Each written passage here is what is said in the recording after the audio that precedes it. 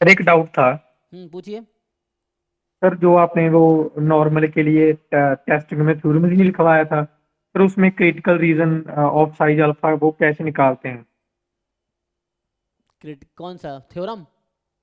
हाँ sir, theorem ने आपने मोस्ट क्रिटिकल रीजन तो आपने लिखवाया था and critical reason of size alpha लिखवाया था ना। सर ठीक वो है। कैसे निकालते हैं? ठीक है, देखो। सो x1 x2 xn जो है, आईआईडी है नॉर्मल थीटा कॉमा वन, मान लो म्यू नोन है, सिग्मा नोन है, ठीक है। तो अभी के लिए एच नॉट मान लो आपके पास है theta is equal to some theta not, और एच वन है मान लो theta more than theta not. तो मैंने कहा होगा, तो आप अगर ऐसे निकालोगे likelihood function under H not and likelihood function theta का एम एल यूज़ करना पड़ेगा, बिकॉज सिंपल वर्सेस कंपोजिट हो गया ना।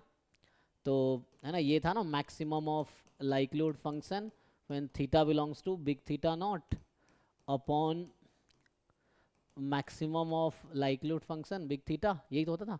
तो इसकी वैल्यू, क्योंकि लाइक्लीहुड फंक्शन किस पॉइंट पे मैक्सिमम होती है, लाइक एम पे, एंड ये तो इसी सिंगल पॉइंट है, तो ये हो जाएगा लेस देन इक्वल टू के करोगे इसको, अगर ठीक से सॉल्व करोगे ना।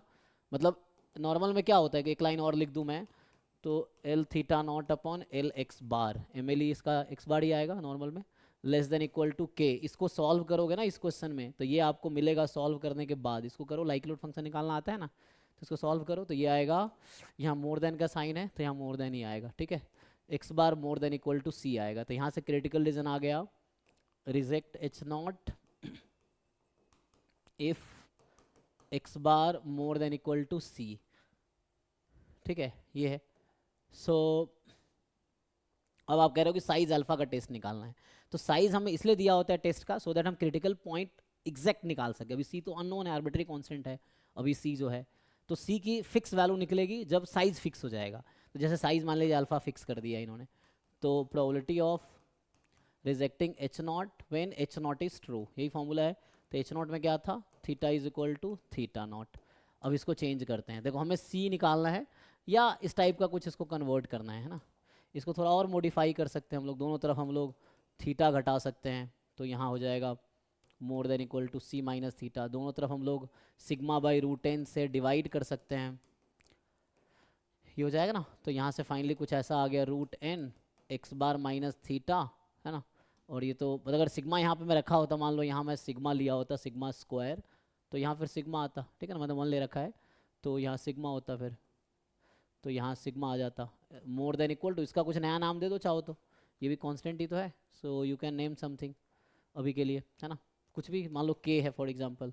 तो ये के एक्चुअली निकालना आपको कैसे आता है, तो या तो यहीं से निकाल के बता देता हूँ, देखो कैसे कन्वर्ट करते हैं ना, तो वो बताता हूँ। तो यही यहाँ पे चलता रहेगा जो लिखा ना हमने, कि alpha is equal to probability X bar minus theta, theta यहाँ मीन है ना, तो X bar minus theta upon sigma by root n more than C minus theta sigma by root n when theta is theta not. तो आप जानते हैं normal से standard normal में कैसे कन्वर्ट करते हैं, तो उसके अकॉर्डिंग ये हो गया जेड, तो ये आपका जेड हो गया। एंड इसको अभी मान लो कुछ नया नाम दे सकते हो, ये आर्बिट्री कांस्टेंट ही तो है। सो अभी के लिए अगर रखना है तो ठीक है, सो यहाँ से अभी रहने रखना है तो रहने दो, तो थीटा बराबर थीटा नॉट था, तो यहाँ थीटा नॉट कर दो upon sigma by root n, ठीक। अब इसका काम खत्म हो गया, अब सोचो, अब ये नोटेशन याद करो जेड में क्या था। सो अभी क्या आया है एक्चुअली हमारे पास, इसको मैं एक बार फिर से लिख देता हूँ। सो अल्फा इज आया है जेड मोर देन समथिंग, ये समथिंग है थीटा नॉट वन बाई या सिग्मा बाई रूट एन। अभी इतना ही लिखते हैं, ये इसका यूज़ हो गया, हटा देते हैं।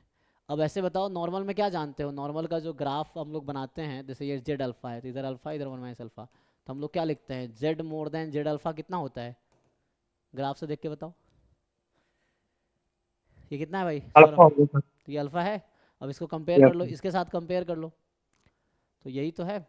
अगर आप इसको इसके साथ कंपेयर करोगे, ठीक है, ये दोनों सेम ही हैं, अब इसमें कंपेयर करो तो क्या समझ आया, अभी हमारे टेस्ट से ये निकल के आया है, ठीक है, और ये हमें पहले से पता है, इसको कंपेयर करो तो ये इसके इक्वल हो जाएगा। तो यहाँ से C minus theta not by sigma by root N equal हो गया जेड अल्फा के, यही ना। तो यहाँ सी निकालना है, सी निकाल लो, तो सी निकालोगे तो क्या आएगा, या वापस रख दो, देखो यहाँ क्या निकाल, चलो सी की वैल्यू निकालो यहाँ से। सी की वैल्यू निकालोगे कितना आएगा, theta not plus sigma by root n into Z alpha, यही है ना। तो ये एक्चुअली अल्फा अगर मुझे गिवन होगा ना, थीटा नॉट तो क्वेश्चन में गिवन ही होगा, क्योंकि एच नॉट में थीटा नॉट कुछ ना कुछ तो गिवन होगा।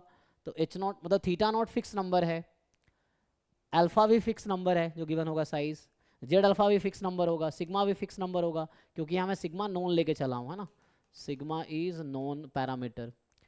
तो ये आ गया। अब आपका क्रिटिकल रीजन क्या था, क्रिटिकल रीजन था X bar more than C. अब सी रख दो इसमें, तो आ गया X bar more than theta not plus sigma by root n into Z alpha. इसको इधर बुला लो, तो X bar minus theta not upon sigma by root n more than Z alpha, यही तो जेड है, इसको जेड बोलते हैं। तो यही मैंने लिखा होगा या यही लिखा होगा, चेक करो। तो यही पूछ रहे ना, बताओ फाइनल क्या हुआ, जी सर। कंक्लूजन क्या है। यही जैसे मैं लिखता हूँ कि एक तो या तो क्रिटिकल रीजन ये लिख लो, ये बोलता हूँ ये लिख लो, और नहीं तो ये लिख लो। अब कैसे आया देखो, अल्फा के डेफिनेशन से आया है। समझ आया कि नहीं, डाउट था। हाँ सर, समझ आया। ओके। हम्म।